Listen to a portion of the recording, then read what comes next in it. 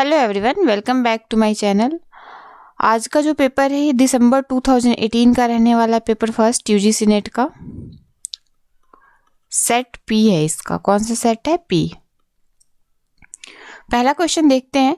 Which of the following set of statement best describe the nature and objective of teaching. इनमें से कौन सा nature और objective describe करता है सबसे अच्छे तरीके से टीचिंग का? तो indicate your answer by selecting from the code. अब अपने एक आंसर को कोड सिलेक्ट करके इंडिकेट करें। पहला है teaching and learning are integrally related. बिल्कुल सही है। There is no difference between teaching and training. बहुत डिफरेंस है दोनों में, टीचिंग एंड ट्रेनिंग में डिफरेंस है। Concern of all teaching is to ensure some kind of transformation in students. बिल्कुल सही है। All good teaching is formal in nature. नहीं, टीचिंग आपकी टीचिंग कहीं भी फॉर्मल इनफॉर्मल आप टीचिंग लर्निंग प्रोसेस कहीं भी हो सकती है। A teacher is senior person. नहीं, टीचर आपसे जूनियर भी हो सकता है, सीनियर भी हो सकता है। Teaching is a social act where learning is a personal act. से बिल्कुल सही है। तो ए, सी और एफ, ए, सी और एफ किस में है? ऑप्शन नंबर 3 में है। 3 is the correct answer. Question number 2 देखते हैं। Which of the following learner characteristic is highly related to effectiveness of teaching. Which of the learner characteristic is highly related to effectiveness of teaching. Teaching को effective बनाने के लिए learner की कौन सी characteristic या कौन सी कैरेक्टरिस्टिक हाईली रिकमेंडेड है या रिलेटेड है? क्वेश्चन नंबर 2 का ऑप्शन क्या होगा? पीरियड एक्सपीरियंस ऑफ लर्नर का पहले से एक्सपीरियंस जो है वो होना। कोई भी चीज़ आप सीख रहे हो, जैसे मान लो आप अभी तैयारी कर रहे हो यूजीसी नेट की, इसमें आपने पहले से कुछ तैयारी कर रखी होगी, तो ये पेपर जब आप पेपर आप सॉल्व कर रहे हो तो आपको बहुत सारी चीज़ें, सारे ऑप्शंस क्लियर होते चलेंगे। तो आपका पहले का जो एक्सपीरियंस है, पहले का जो नॉलेज है, वो फर्दर स्टडी में बहुत ही इफेक्टिव रोल प्ले करता है। क्वेश्चन नंबर 3 है। In the two sets given below, set 1 indicate methods of teaching while set 2 provides the basic requirement for success effectiveness. Match the two sets and indicate your answer for your choosing from the code. ये answer है, ये methods of teaching है और ये इसका basic requirement है effectiveness या success के लिए। तो इसमें हमें मैच करना है। पहला है क्या? लेक्चरिंग। दूसरा discussion in group, brainstorming, programmed instructional procedure. तो इसको इसमें टीचिंग लर्निंग में बेसिक रिक्वायरमेंट, इनकी क्या क्या रिक्वायरमेंट है, इसमें हमें मैच करना है। तो ऑप्शन नंबर ए का क्या होगा? लेक्चरिंग का क्या होगा? कंटेंट स्मॉल स्टेप, नहीं ये भी नहीं होगा। Production of large number of ideas नहीं होगा। Content delivery in the lucid language. Lecturing क्या होता है? आप कंटेंट डिलीवर कर रहे हो एक लूसिड लैंग्वेज में। डिस्कशन इन ग्रुप को डिस्कशन करने के लिए, ग्रुप में डिस्कशन करने के लिए आपको क्या सही लगता है? यूज्ड ऑफ टीचिंग एड्स नहीं, theme based instruction among the participants. हाँ, theme based interaction with the participate. Brainstorming में बहुत सारे आइडियाज़ आपके पास होने चाहिए। तो ब्रेनस्टॉर्मिंग का क्या होगा? Production of large number of idea. Brainstorming का क्या होगा? Production of large number of idea. अब इसके बाद एक ही बचता है, option number D, programmed instructional procedure. ये किस में चला जाएगा? ए में। Small step presentation with feedback provided, या ये इसी में जाएगा। ठीक है, क्योंकि यूज ऑफ टीचिंग एड ये नहीं होगा, ये ऑप्शन नंबर 1 होगा। तो क्या होता है इसका सही answer? Option number 3 is the correct. ये हिंदी में दे रखा है। हिंदी में जो बच्चे कंफर्टेबल है वो हिंदी में अपना जरूर करें, हिंदी में क्वेश्चन पढ़े और क्वेश्चन पढ़ के इसका आंसर, सही आंसर लगाएं। मैं सिर्फ आंसर टिक कर देती हूँ।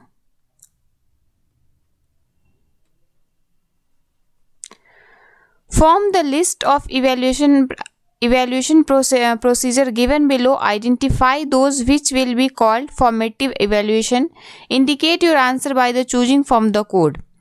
Form the list of evaluation procedure given below. Identify those which will be called formative evaluation. Formative evaluation इसमें से कौन कौन से कहे जा सकते हैं? Formative evaluation के बारे में बात कर रहे हैं। क्वेश्चन नंबर 4 का सही ऑप्शन क्या होगा, इसको पहले एक बार पढ़ लेता है। Teacher always great. अच्छा, आप लोगों को फॉर्मेटिव समेटिव इवैल्यूएशन के बारे में पता होना चाहिए कि फॉर्मेटिव इवैल्यूएशन किसको कहते हैं, समेटिव इवैल्यूएशन किसको कहते हैं। तो उसके बिहाफ पे आप फटाफट इसका आंसर निकाल सकते हो। फॉर्मेटिव जो आप किसी भी क्लास को कंप्लीट करते हो या किसी भी टॉपिक को कंप्लीट करते हो, उसके बाद जो आपके टेस्ट लिए जाते हैं या जो आपके पेपर होते हैं उसे फॉर्मेटिव कहते हैं। Summative end of the curriculum होता है। A teacher award grades to student after having transit in the course work के बाद अवार्ड देता है उसको, किस में चला जाता है, समेटिव में चला जाता है, फॉर्मेटिव में नहीं रहता। During the interaction with the student in classroom the teacher provide corrective feedback. ये क्या किस में आता है, ये फॉर्मेटिव में आता है। तो ऑप्शन नंबर बी इसका होगा। तो ऑप्शन नंबर बी एक लिख लेते हैं यहाँ पे। फिर the teacher gives marks student in the unit test. नहीं, यूनिट टेस्ट में मार्क्स किस में आता है, समेटिव में आता है। The teacher clarifies the doubts of the student in the class itself. Yes, ये फॉर्मेटिव में आता है। ऑप्शन नंबर डी भी करेक्ट होगा। The teacher overall performance of the student is reported to parent at every 3 months interval. ये summative में आ जाएगा, ये भी नहीं होगा। The learner's motivation is raised by the teaching through a question answer session. ये सही होगा। तो BDF देखो किस में, option number 4 is the correct. Assertion है क्वेश्चन नंबर 5 क्या कह रहा है, assertion all teaching should aim at ensuring learning. Very good, सही है। सारे जो टीचिंग का एम होता है वो लर्निंग को इंश्योर करने के लिए होता है। All teaching result for all learning result from teaching. क्या टीचिंग सारे लर्निंग का रिजल्ट है, जो लर्निंग है, all learning results of teaching. सारे लर्निंग सिर्फ आपको टीचिंग के थ्रू ही आता है कि कुछ इटसेल्फ भी आता है। आप चलते चलते गड्ढे में गिर रहे हो या आपकी हाथ जल जाती है अपने आप, तो क्या इसको कोई आपको टीच कर रहा है? तो इसका सही आंसर क्या होगा, ए इज ट्रू। ये तो सही है, लेकिन ये सही नहीं है। हम लर्निंग कहीं से भी कर सकते हैं, कभी भी कर सकते हैं, और लर्निंग लाइफ लॉन्ग चलने वाली एक प्रोसीजर है कि आपको लाइफ लॉन्ग लर्निंग कुछ ना कुछ सीखना है। टीचिंग जरूरी नहीं है कि एक टीचिंग लर्निंग प्रोसेस में ही आप सीख रहे हो कुछ। तो A is true but R is false. Option number 3 is correct. Question number 6 कह रहा है there are two sets given below. Sets 1 specify the type of research while set 2 indicate that their characteristic match the two and give your answer by the selecting appropriate code. Research, यहाँ पे research type दे रखा है, fundamental research, applied research, action research, evaluative research sorry. अब इसमें क्या कह रहा है कि आप इसको फंडामेंटल रिसर्च इसमें से कौन सा है, अप्लाइड रिसर्च की कैरेक्टरिस्टिक कौन सी है, एक्शन रिसर्च की कैरेक्टरिस्टिक कौन सी है, इसको आप मैच करो। ऑप्शन नंबर 6 का क्वेश्चन नंबर 6 का सही ऑप्शन क्या होगा, तो एक ऑप्शन पढ़ लेते हैं। फंडामेंटल रिसर्च क्या होता है, basic research, very basic research आप जब स्टार्ट करते हो तो वो फंडामेंटल रिसर्च में आता है। Finding out the extent perceived impact on the interventions, नहीं ये नहीं होगा। Fundamental developing an effective explanation through theory building, बिल्कुल ये सही होगा इसका। ऑप्शन नंबर ए का फंडामेंटल रिसर्च का क्या होगा, 2, यानी कि ए को मैच कर लो 2 से। अब देखो A2 में यहाँ पे ए भी है और ये भी है, तो ये 2 तो ऑप्शन हमारे पहले ही खत्म हो गए। अब देखते हैं, क्योंकि यूजीसी नेट जो है ऐसे ही क्वेश्चंस को इतना घुमा के पूछता है कि आप देखो यहाँ पे आप 4 क्वेश्चन, चारों क्वेश्चन अगर आपको पता है सही से तभी जाके आप इसको मैच कर सकते हो, या आप थोड़े स्मार्ट हो तो आप 50-50 जैसे केबीसी में होता है ना, 2 ऑप्शंस 50-50 2 ऑप्शंस खत्म कर देते हैं, उस पे आके आ जाते हो प्रोबेबिलिटी में कि इसमें आपका पास 2 ऑप्शन है। एक तो पता है आपको, क्योंकि ए का फंडामेंटल रिसर्च क्या होता है, developing an effective explanation through the theory building. Applied research क्या होता है, applied research improving an existing situation through use of intervention. क्या ये सही है, नहीं, इम्प्रूविंग एग्जिस्टिंग सिचुएशन तुरंत करने वाले एक्शन रिसर्च में जाता है। तो अप्लाइड रिसर्च का exploring the possibility of theory for use in various situations. Option number B का ये करेक्ट होना चाहिए, ऑप्शन नंबर बी का ये करेक्ट है।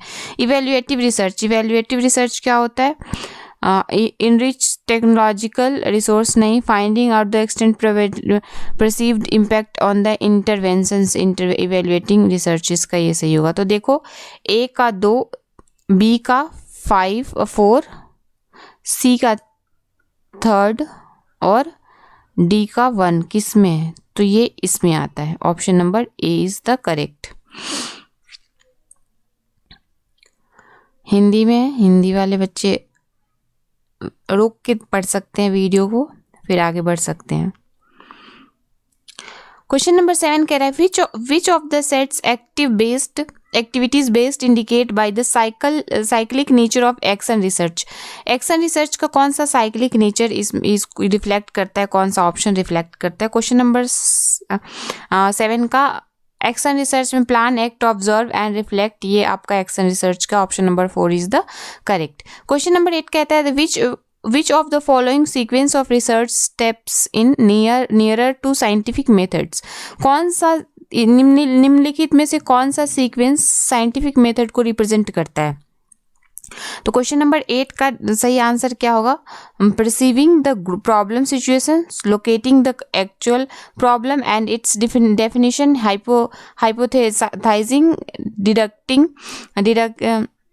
deducing the consequence of struggle, suggested solution and testing the hypothesis in action। option number 2 is the correct। Question number 9 पूछ रहा है the problem of research ethics is concern with which aspect of research activities. Research ethics के बारे में पूछ रहा है कि कौन से रिसर्च एक्टिविटीज में आप the problem of research ethics concern with which aspects of research activities। Question number 9 का सही आंसर क्या होगा? Evidence based research reporting. Option number 4 is the correct, evidence based research reporting. Question number 10 in which of the following activities potential for nurturing creative and critical thinking is relatively greater। in which of the following activities potential for nurturing creative and critical thinking reflective greater. कौन से निम्न में से कौन से option में से जो क्रिएटिविटी है उसको रिफ्लेक्ट कर रहा है, क्रिएटिविटी को, क्रिटिकल थिंकिंग को रिफ्लेक्ट कर रहा है, कौन सा ऑप्शन? क्वेश्चन नंबर 3 का सही आंसर क्या होगा? Participation in research conferences.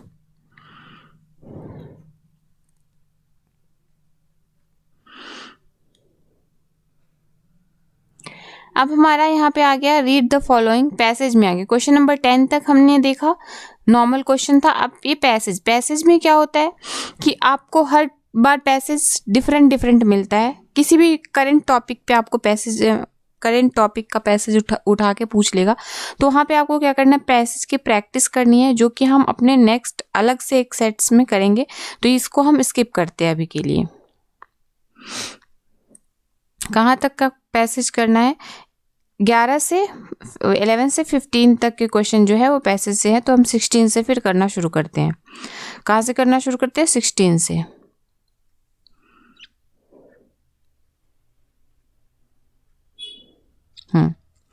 Differentiation between acceptance and non-acceptance of certain stimuli is classroom communication is based off। Classroom communication में एक्सेप्टेंस और नॉन एक्सेप्टेंस किसके ऊपर बेस्ड है? क्वेश्चन नंबर 16 का सही आंसर क्या है? Selective attention. Option number 3 is the correct. Assertion है the initial message of student in classroom by a teacher need not be critical to establish interaction later. Question number reason क्या है? More control over the communication process means more control over what the students are learning. दोनों में से कौन सा option सही है? कह रहा है कि the initial message to the student classroom by a teacher need not to be critical to establish interaction later. नहीं, बिल्कुल नहीं, ये तो गलत है, क्योंकि क्लासरूम में ज़रूरी है टीचर का एक इनिशियल इंस्ट्रक्शंस देना। More control over the communication process means more control over what the student are learning. जितने ही आप कम्युनिकेशन पे कंट्रोल रखते हो उतना ही आप more control over what students are, उतने में ही आपको पता चलेगा स्टूडेंट्स क्या लर्न कर रहा है, उस पर आपको उतना ही कंट्रोल होगा। तो ये सही है। तो इसका सही क्या होगा? Option number A is false and assertion is false and reason is true. Option number 4 is the correct.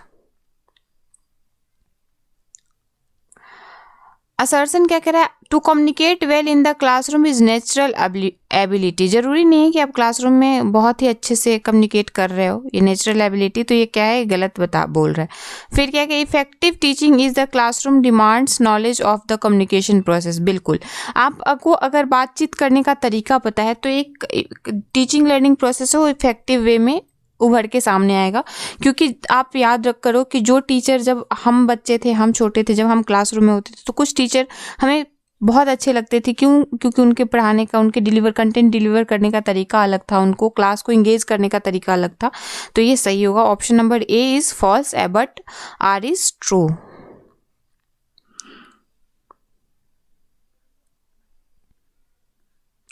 Question number 19, sorry, not 9. Question number 19. Classroom communication is the transactional process. Classroom communication is the transactional process. बिल्कुल transactional process होता है।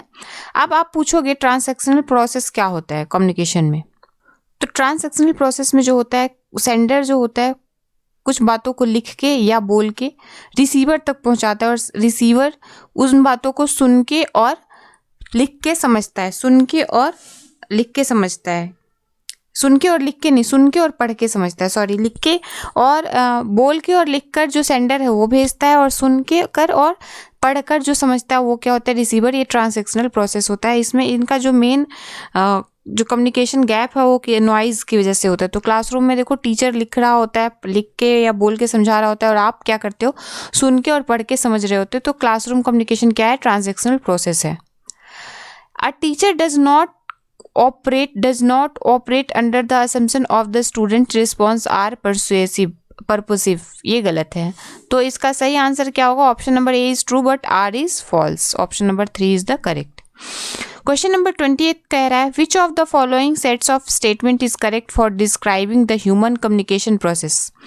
निम्नलिखित में से कौन से statement जो है वो बहुत अच्छे तरीके से ह्यूमन कम्युनिकेशन को डिस्क्राइब कर रहे हैं? और क्वेश्चन नंबर 28 का सही आंसर क्या होगा? Non verbal communication can stimulate ideas. बिल्कुल सही है। Communication is the learn ability. Communication is the learn ability. ये भी पार्शियली सही है। कम्युनिकेशन लर्न करके सीखा जाता है। Communication is not a universal panacea. तो ये भी सही है कहीं ना कहीं। Communication can not break down. Communication can not break down, ये भी सही लग रहा है भाई, ये भी सही है। More communication means more effective learning by students. ऐसा कोई जरूरी नहीं है, ये कोई जरूरी नहीं है। Value of what the learn through classroom communication is not issues for student. नहीं, ये भी गलत है। तो option number A B C D सही है। A B C D option number 3 में है। अब मैथमेटिकल्स टर्म आ गया, तो आज यहीं तक रहने देते हैं। इसके आगे का हम नेक्स्ट वीडियो में करेंगे। आज 15 क्वेश्चन हमने किया। 15 क्वेश्चन 15 मिनट्स, आई होप नहीं 18 मिनट्स हो गया, कोई बात नहीं। आपको कम्युनिकेशन और रिसर्च के बेस्ड पे क्वेश्चन 15 आपको आज मिले। नेक्स्ट वीडियो में, यानी कि अभी मे बी वो अपलोड कर दूँ नेक्स्ट वीडियो, उसमें आप नेक्स्ट 15 या नेक्स्ट 25 क्वेश्चन या 30 क्वेश्चन आप देखोगे। तब तक आप अपना लर्निंग कंटिन्यू रखो। मिलते हैं हम अपने नेक्स्ट वीडियो में। तब तक के लिए बाय, थैंक यू।